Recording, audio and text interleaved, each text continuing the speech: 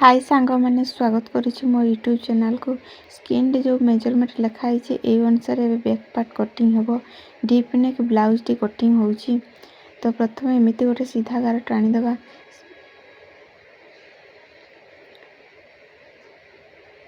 तापरे यार लेंथ नेबा जी लेंथ थी से 1 इंच एक्स्ट्रा नेबा स्टिचिंग पाई।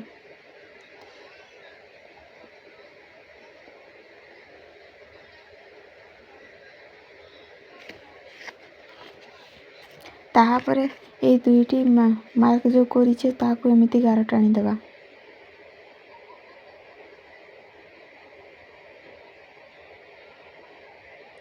वर्तमान शोल्डर माप नेबा। शोल्डर माप मुझे 5 रे नेइछि एवं आर्महोल माप 5.5 रे नेइछि।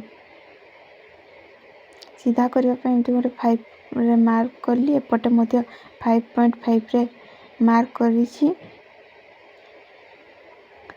आउ या को एमिति टे सीधा गार टाणी एपट को बढ़ाई देबा।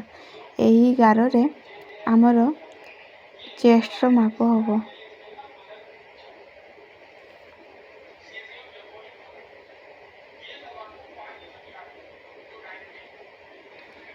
चेस्ट जेतिकी थिबो ताहाकू 4 भाग करी गोटे भाग नेबे एवं 1.5 की 2 इंच एक्स्ट्रा नेबे। आर्महोल शेप देवा पे एमिति हाफ करी मार्क करी दिबे एवं एइठू 1.5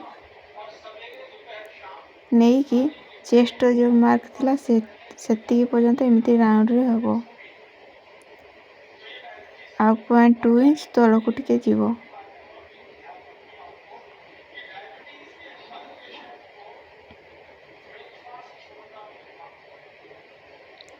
नेक पाई मुझे 2 इंच रे नेइछि एवं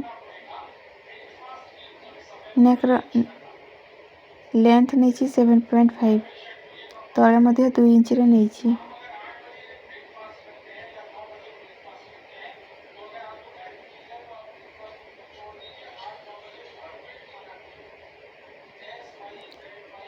याकू गारो एमिति टाणी देला परे गोटे गोल शेप दे देबा।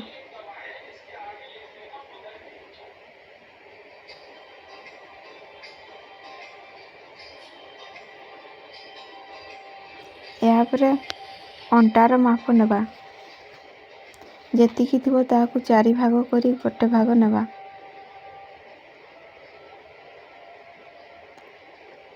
आउ पछपटे आम जो प्लेट पड़ी थाए सेति 1 इंच नेबा एवं एक्स्ट्रा जो 2 इंच थिला ताहाकू नेबा।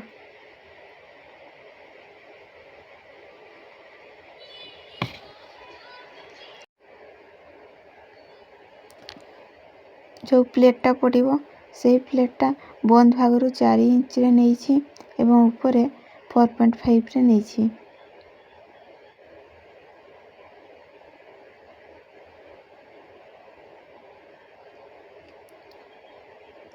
जो स्टिचटा होबो सेटा होछि 1 इंच रो होबो।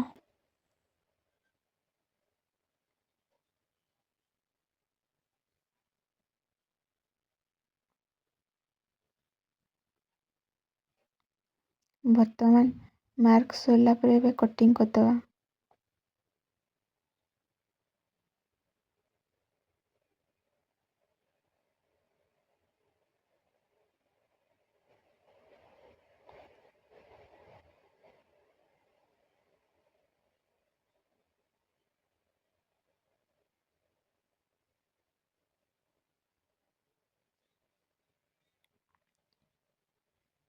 काटिला बेले भल कि काटिबे नहले गार सेपट को जेमिति कहिंची पड़ेबो।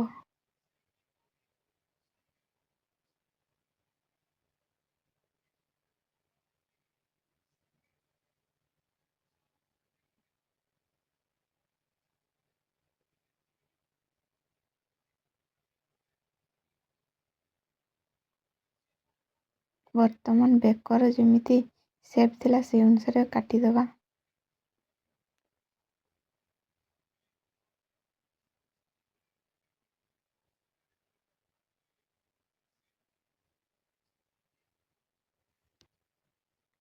ବର୍ତ୍ତମାନ ମୋର କଟିଂ କମ୍ପ୍ଲିଟ୍ ହୋଇଯାଇଛି।